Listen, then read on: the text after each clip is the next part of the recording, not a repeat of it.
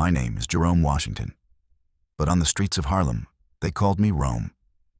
For 15 years, I was Bumpy Johnson's right hand, his night watchman, the man who kept the peace when the sun went down. I was trusted. I was family. I was the one man Bumpy knew would never betray him.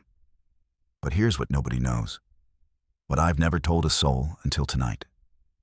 The man who destroyed my life wasn't some rival crew or federal agent. It was my own brother, Sweet Charlie, the man who taught me everything about loyalty, the man who held my son at his baptism, the man who gave my wife away at our wedding. And the worst part? He didn't just kill my family. He made me the weapon that caused their deaths. This is the story of how I lost everything in one blood-soaked night in 1965. How I learned that in Harlem, even family ain't sacred when power's on the line. My name is Jerome Washington, born in Harlem, 1925. Charlie Washington found me when I was 12, stealing apples from a grocery on Lenox. Instead of calling the cops, he sat me down and said, "Young brother, you got quick hands. But quick hands without a smart mind just land you in Sing Sing." Charlie was 15, already running with Bumpy's crew, making more money than grown men. He had this calm confidence that made you feel safe. "You want to eat tonight?" he asked. "Real food, not stolen apples?" I nodded. I was always hungry. "Then you work for me now, but we got rules. Rule 1, don't steal from the neighborhood. Rule 2, keep your mouth shut. Rule 3, always take care of family first." That last rule destroyed us both. For 3 years, I ran errands for Charlie, and slowly, I met the man himself, Bumpy Johnson. Bumpy was shorter than expected, maybe 5'6", but carried himself like a giant. Fresh, pressed suit, polished shoes, fedora tilted just right. His eyes saw everything, understood everything, forgave nothing. "Jerome," he said, "let me tell you something. We ain't gangsters. We're community, organizers. We keep order when the police won't." That day, Bumpy offered me a job. Real money, real responsibility, real danger. For the next 10 years, I was Bumpy's night watchman. When the sun went down, I was his eyes and ears on the street. I handled the problems that couldn't wait until morning. The drug dealers who forgot their place. The numbers runners who skimmed money. The outside crews who thought Harlem was open territory. Most nights, it was about presence. Walk the blocks, let people know Bumpy's protection was real. Talk to the shop owners, check on the working girls, make sure the teenagers weren't getting into trouble they couldn't handle. But some nights, it was about violence. I remember my first kill. 1952. Brooklyn crew trying to move heroin through Marcus Garvey Park. 3 guys thinking they were tough with switchblades. Charlie and I cornered them behind the Apollo Theater. When their leader pulled his blade, I put 2 bullets in his chest. The others ran. When I got home that morning, hands shaking, Charlie said, "That's how we protect what's ours. That's how we keep the peace." By 1955, I wasn't shaking anymore. The thing about working for Bumpy, it wasn't just a job. It was a brotherhood. Every man in his inner circle was family. We celebrated together, mourned together, bled together. When my mama died in '58, Bumpy paid for the funeral. When Charlie got married, Bumpy gave him the money for a house in Sugar Hill. When I met Maria Gonzalez at a church social in 1959, Bumpy personally vouched for me. Maria was everything I wasn't, pure, hopeful, healing people at Harlem Hospital while I hurt them. We married in 1961. Charlie was best man. Bumpy paid for the wedding at the Cotton Club. David was born in 1962, 7 pounds of pure joy. Holding him, I knew I had to get out. The beginning of the end started in 1964 when Bumpy's health failed. As he got sicker, vultures circled. Other crews sensed weakness. And worst of all, people within our organization positioned themselves for power, including Charlie. I should have seen the private meetings, the questions about Bumpy's routines, the way he undermined my authority. But Charlie was my brother for 15 years. I trusted him with everything. That trust killed my family. November 15th, 1964. The night that destroyed everything. Bumpy called me to his place around 9 p.m. He was in his study looking older than I'd ever seen him, wearing a bathrobe instead of his usual suit. "Rome, sit down," he said. "We got a problem." He slid a photograph across his desk. It showed Tommy Torino, a capo from the Genovese family, meeting with two men I didn't recognize. "Torino's been trying to muscle into our numbers operation in Brooklyn," Bumpy explained. "Thinks because I'm sick, he can take liberties. I need you to send a message, tonight." I studied the photo. "What kind of message?" "The permanent kind." I nodded. This wasn't unusual. Territory disputes required decisive action. "Where do you want it done?" "His social club on Flatbush Avenue.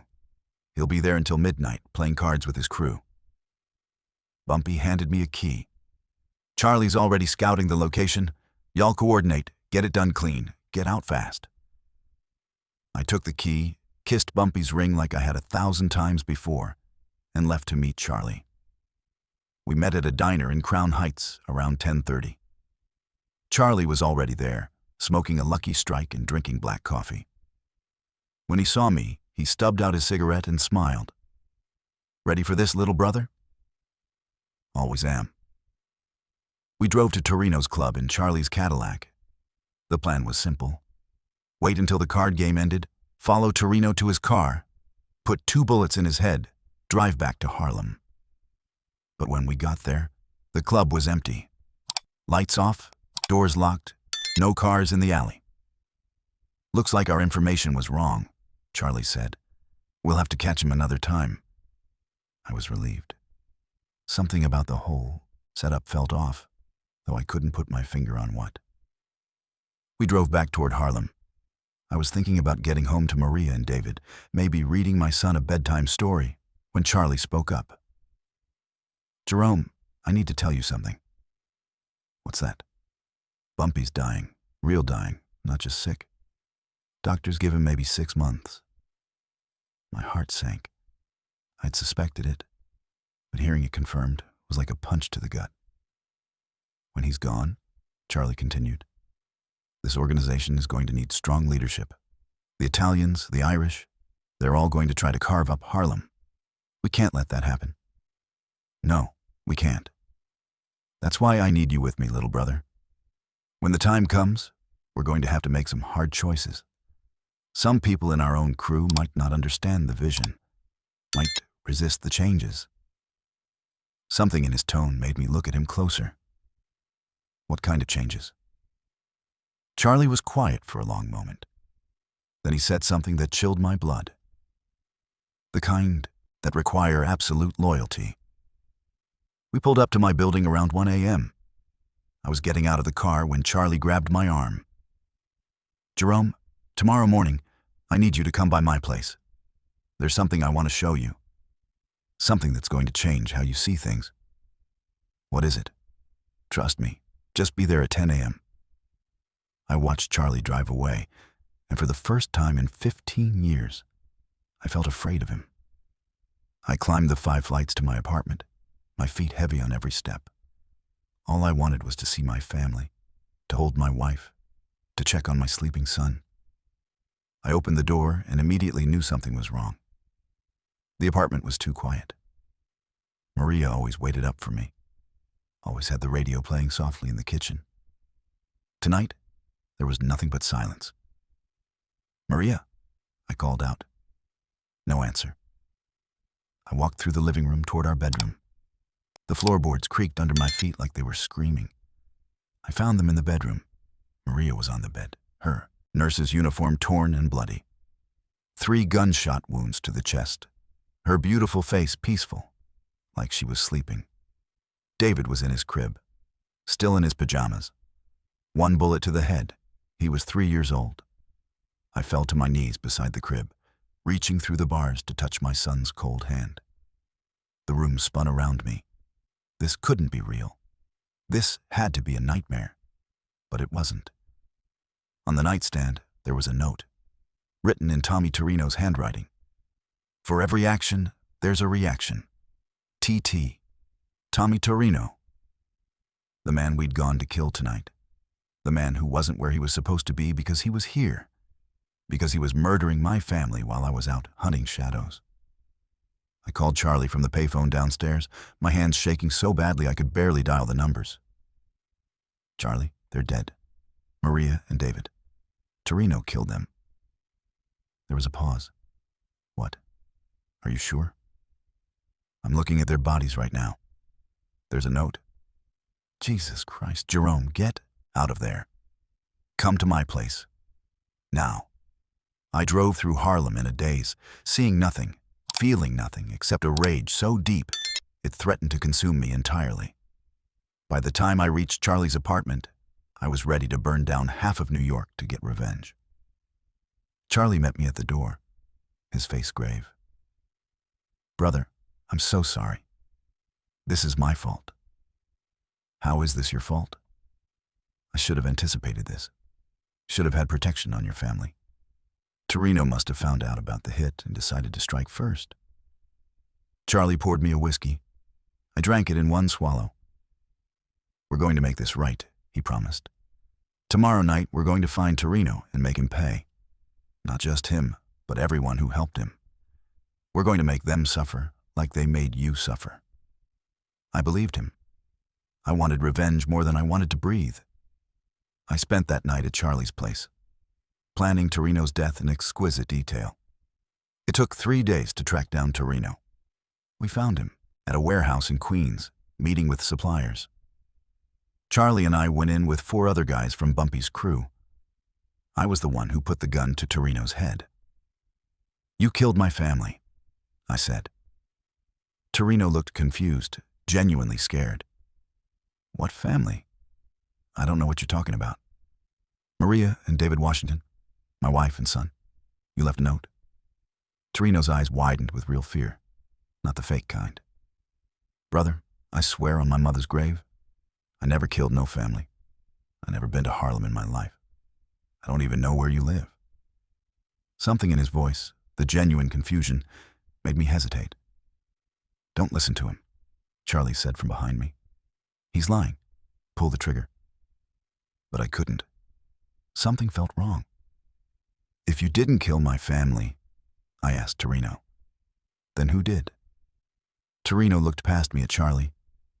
Ask your friend. He's the one who approached me last month. Said he needed my handwriting for a job. Paid me $500 to write a note. My blood turned to ice. I turned around slowly to face Charlie, the man who'd raised me, the man who'd been my brother for 15 years, the man I'd trusted with everything. Tell me he's lying, Charlie. Charlie's hand was already reaching for his gun. Jerome, you don't understand. This was business. Business. The word came out like a roar. You killed my wife and child for business. I needed you focused. I needed you angry. I needed you to understand that there's no room for divided loyalties in what's coming. Charlie pulled his gun, but I was faster. 3 bullets to the chest, just like he taught me. As Charlie lay dying on that warehouse floor, he looked up at me and smiled. Now you understand, he whispered, blood trickling from his mouth. Now you're ready for what comes next. Power requires sacrifice, little brother, even family. But there was no next. Not for me. Not anymore. I killed Tommy Torino anyway, because dead men tell no tales. Then I killed the 4 guys who'd witnessed Charlie's confession, because I couldn't risk the truth getting out. When I got back to Harlem, I went to see Bumpy one last time. He was in his bed, looking smaller than ever. I heard about Charlie, he said. I'm sorry you had to do that. Did you know? Bumpy was quiet for a long moment. I suspected. Charlie was hungry for power, and hungry men make desperate choices. But I hoped I was wrong. And my family? I would never have ordered that. Never. Charlie acted alone. I believed him.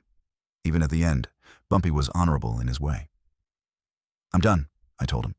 I can't do this anymore. Bumpy nodded. I understand. But Jerome, You know too much to just walk away. The only way out is to disappear completely. I left Harlem that same night. Took buses to Chicago, Detroit, then Los Angeles. Changed my name to James Robinson. Found work as night security at a warehouse. For 10 years, I've lived as a ghost. No friends, family, or connections. Just me and the crushing weight of memories, the suffocating guilt of what I lost. Every night, I see Maria's face. Every morning, I hear David's laugh. Every day, I think about Charlie. How 15 years of brotherhood meant nothing when power was on the line. They say Harlem's changed now. New players rule, old codes are dead. Maybe the Harlem I knew died with Bumpy. My name was Jerome Washington. They called me Rome. I was Bumpy Johnson's night watchman, the man who kept the peace when the sun went down. I was trusted. I was family. I was loyal. And that loyalty cost me everything I loved. The truth is this: everyone you love will be used against you. Everyone you trust will eventually betray you.